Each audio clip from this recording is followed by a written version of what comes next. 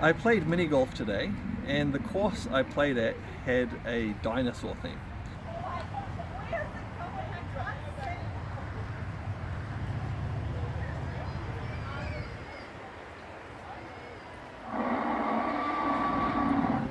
And so I thought this was a good opportunity for some more Qigong musings. And so the topic of this episode of Qi Life is going to be, how old is Qigong?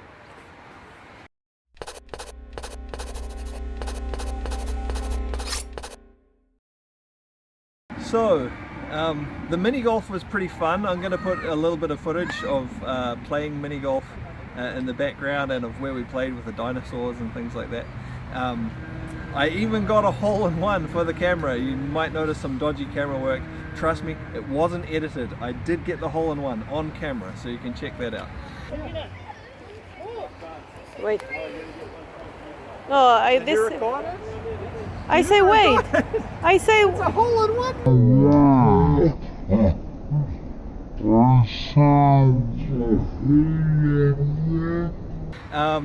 But anyway, how old is Qigong? Well, I'm not going to suggest that Qigong was around when there were dinosaurs. Train going past. We'll just wait for that so you can hear me. Yeah, unless you were to take a really, really broad definition of Qigong. Because of course, Qi was around with the dinosaurs. Sometimes people, they come up with sort of mystical ideas about what Qi is.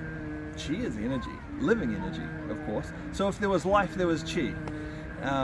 It would need to be a broad definition to think of Qigong being there, because I tend to have at least a slightly narrower definition of Qigong, which is that Qigong is when you are consciously aware of and working with the energy. You're focusing on the energy. So just happening to be alive and doing things that happen to, do something to the energy isn't really Qigong. It's where you focus on working with the energy and developing skill with the energy. That's still pretty broad though. So back to, when did Qigong really begin? The earliest written records that refer to Qigong were from the Yellow Emperor, who wrote, considered to be the founder of Chinese medicine. And there's references in his book about Qigong.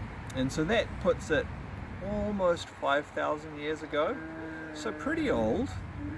But there's actually references that go back even further than that. So not written references, but there are pictures of people doing Qigong exercises. And even older than that, there is some ancient Neolithic pottery showing people in what looks to be Qigong postures. So some of the earliest archaeological evidence is possibly up to about 8,000 years old. Pretty ancient. And the fact that it goes back so far, it probably wasn't called Qigong at that point. Some people say that Qigong, as an art, only started to be called that in the 1900s. That's not entirely true either. It started to become widely known as Qigong in the 1900s.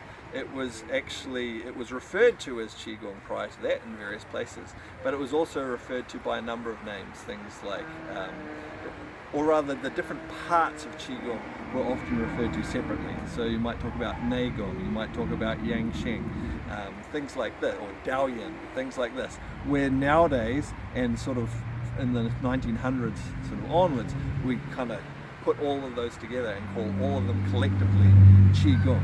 But there was reference to it referred to as Qigong earlier than that. So the fact that it is so ancient, I think it points to some links, and actually I think in a way the universality of Qigong, because Qigong, it's a Chinese art, okay, but if we look at all cultures, all ancient cultures all over the world, they all had a concept of life energy, and of, to some extent, working with that life energy, whether it be through movement. Definitely using breath. The idea of breath being associated with life energy is common to all the cultures around the world, and they all had these common ancient roots right back to the earliest of times.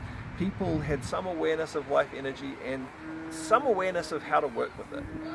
In terms of the story of how Qigong developed, one story, which I'll tell you in just a moment, and I think this is probably true across many cultures, is that it came out of the shamanic dances that these people would do. So they would come back from their day working, they'd be tired, and but they would get together and they would dance around the campfire.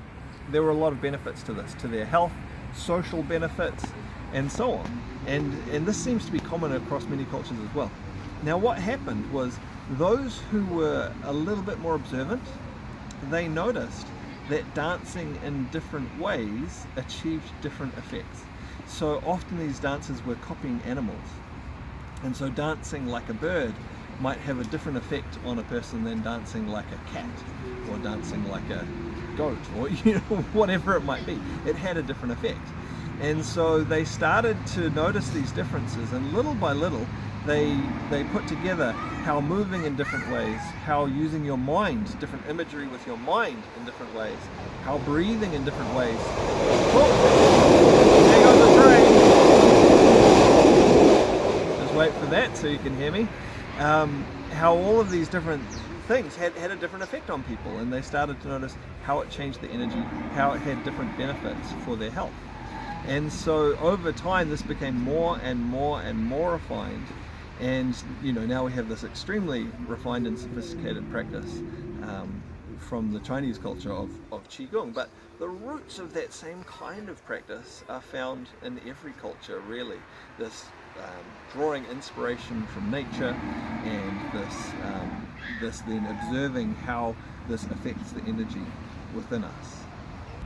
So now, of course, we have lots of different practices that we can, we've been able to categorize and catalog different practices for different purposes that we can use to enrich our lives, to improve our health, and to develop skill with our energy. So how old is Qigong? I would say it really goes, while the archaeological evidence goes back 8,000 years, I think really it goes back to the dawn of humanity. Qigong it's part of being alive. If you are aware, if you manage to lift yourself out of your day-to-day of just maybe focusing on your work and your job and your bills, and observe nature, observe your own connection to nature, you can't help but, oh, there goes another train. You can't help but start to have some awareness of energy, some awareness of how your mind and your body and what you do affects the energy that flows through you, and affects the connection you have to the energy of nature around you as well. So while in recent times, it's become this refined practice, it's been something that I think really has been with us since the dawn of mankind, or humankind, or personkind. We've got to be politically correct sometimes. Okay, so those are some Qigong musings. A little bit of a different format for the vlog. I think this is the second one I've really done like this, or maybe there's some more. If you like this format, let me know. Like, comment, subscribe, all that sort of thing. I guess there's going to be a few different types of videos on this vlog channel. Some of them I'm going to be showing you how to do a Qigong exercise. We're talking about some theory. Some of them it's going to be a bit more random musings and observations, but hopefully all interesting things about Qigong, things that encourage you in your practice, things that maybe make you think a little bit more about your practice, and inspire you in ways like that as well. So I look forward to seeing you on the next one.